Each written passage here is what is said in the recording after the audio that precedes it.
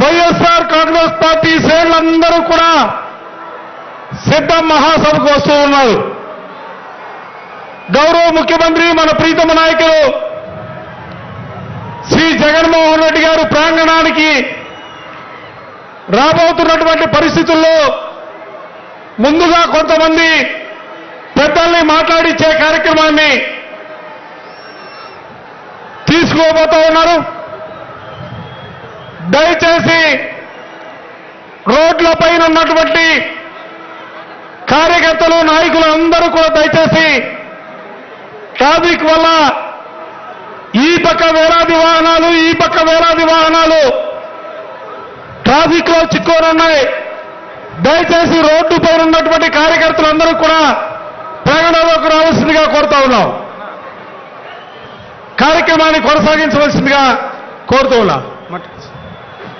Thank you sir. మరి ఈరోజు సిద్ధం సభను వెల్కమ్ చేయడానికి మరి పరిచయ వాక్యాలు అందించబోతున్నారు మోపిదేవి వెంకటరమణ గారు, డిస్ట్రిక్ట్ ప్రెసిడెంట్. వారికి స్వాగతం సుస్వాగతం. మోపిదేవి వెంకటరమణ గారు.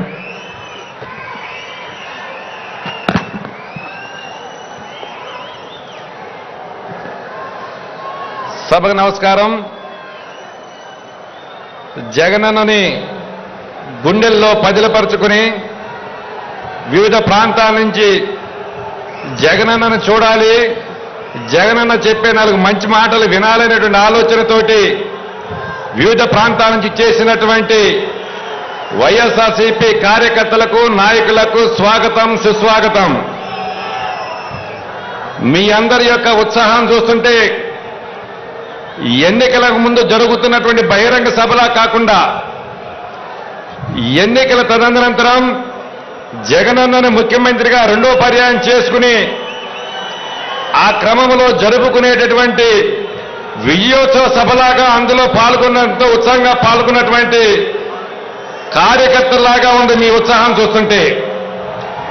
ఏదేమైనప్పుడు కూడాను ప్రజలు రెట్టించిన ఉత్సాహంతో జగనన్న నాయకత్వానికి మద్దతు తెలియజేస్తున్న ప్రస్తుత పరిస్థితుల్లో చిట్ట చివరి సభగా మన దగ్గర ఈ ప్రాంతంలో నిర్వహించబడుతున్నట్టు ప్రస్తుత సందర్భం. ఈ పరిస్థితుల్లో 2 విషయాలు మీకు చెప్పాలి. ఆంధ్ర రాష్ట్ర ముఖ్యమంత్రిగా శ్రీ వైఎస్ జగన్మోహన్ రెడ్డి గారు బాధ్యతలు చేపట్టిన తర్వాత ఈ రాష్ట్రంలో నివసిస్తున్నటువంటి ప్రతి పేదవాని యొక్క ఆర్థిక స్థితిగతుల్లో మార్పులు తీసుకురావాలి, ఉన్నవాడు లేని వారి యొక్క యోగక్షేమాలే చూడాలి, ఉన్నవాడు లేనివాడు అనే తారతమ్యాలు లేకుండా అందరూ డాక్టర్ బిఆర్ అంబేద్కర్ గారు కన్న కలలు, జ్యోతిరావు పూలే గారి యొక్క ఆశయాలకు అనుగుణంగా పరిపాలన కొనసాగించాలని చెప్పి మన రాష్ట్ర ముఖ్యమంత్రి శ్రీ వైఎస్ జగన్మోహన్ రెడ్డి గారు పరిపాలన పరంగా పాత పద్ధతిలో బూజు పట్టినటువంటి పరిపాలన వ్యవస్థలన్నిటిని కూడా ప్రక్షాళన చేస్తూ ప్రజలకు అందుబాటులో ఉండే విధంగా ఒక నూతన పరిపాలన వ్యవస్థకు శ్రీకారం చుట్టిన ప్రస్తుత పరిస్థితుల్లో ఈ రాష్ట్రంలో సగం జనాభాకు పై ఎత్తున ఉన్నటువంటి బీసీ, ఎస్సీ, ఎస్టీ, మైనార్టీ సామాజిక వర్గాల యొక్క ఆర్థిక స్థితిగతులను మార్చాలి. ఆర్థికంగా ఉన్న ఆ వర్గాల వారందరూ కూడాను తమ కాళ్ళ మీద తను నిలబడాలనేటువంటి ఆలోచనతోటి భారతదేశంలోనే ఏ ముఖ్యమంత్రి చేపట్టలేనటువంటి అనేక రకాల సంక్షేమ కార్యక్రమాల ద్వారా ఈ రాష్ట్రంలో నివసిస్తున్నటువంటి ప్రతి ఒక్క పేదవాని యొక్క ఆర్థిక స్థితిగతుల్లో మార్పులు తీసుకొచ్చిన పరిస్థితులు స్పష్టంగా ఉన్నాయి.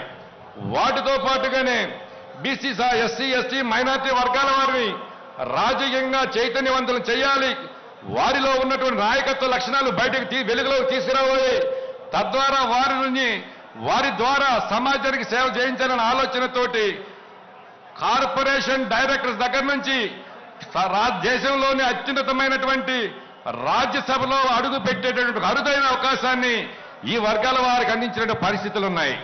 నేను అందుకు చిన్న ఉదాహరణ, రాజకీయంగా చిన్న ఒడిదుడుకులు ఎదురైనప్పుడు కూడాను ఎక్కడా కూడా అధైర్యపరచుకొని మమ్మల్ని తీసుకువెళ్లి ఒక బీసీ వర్గాలకు వారికి సంబంధించిన నన్ను కలలో కూడా ఊహించలేనంతటి అత్యున్నతమైన రాజ్యసభలో అడుగు పెట్టేటటువంటి ఒక అరుదైన అవకాశాన్ని జగనన్న ఇచ్చారంటే ఈ రాష్ట్రంలో నివసిస్తున్నటువంటి బీసీ, ఎస్సీ, ఎస్టీ, మైనార్టీ వర్గాల వారి యొక్క అభ్యున్నతి మీద వారిని రాజకీయంగా, ఆర్థికంగా, సమాజంలో గౌరవప్రదంగా తలెత్తుకు తిరగాలి, దమ్ముగా, ధైర్యంగా మాకు ఏదొచ్చినా మమ్మల్ని ఆదుకోవటానికి, చూసుకోవటానికి జగనన్న అండగా ఉన్నాడు, జగనన్న తోడుగా ఉన్నాడు అనేటువంటి ఒక ఆత్మస్థైర్యంతో బ్రతికే విధంగా వారి పరిపాలన కొనసాగిస్తున్న పరిస్థితులు ఉన్నాయి.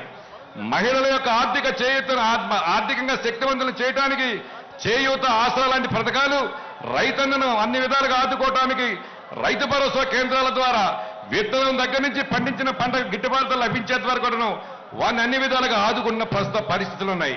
ఇలాంటి పరిస్థితుల్లో మనం కూడా ఆలోచన చేయాలి. ఇవాళ చూస్తున్నాం, నిన్న చూశాం దేశంలోనే నైతిక విలువలు లేనటువంటి ప్రజానాయకుడు ఎవరైనా ఉన్నారంటే ఒక చంద్రబాబు నాయుడు గారు. ఆయన రాజకీయ ప్రస్థానం మొత్తం కూడాను అనైతికమైన నిర్ణయాలతోటి, అనేకమైన పొత్తులతోటి ప్రయాణం చేస్తున్న పరిస్థితులు ఉన్నాయి.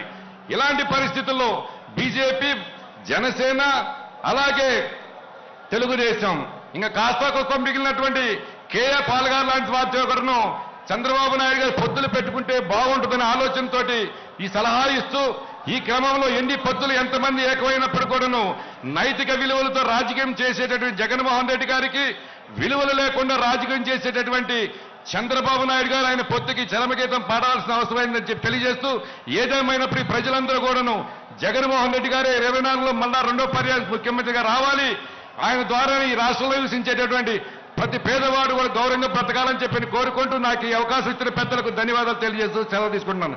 జై జగన్.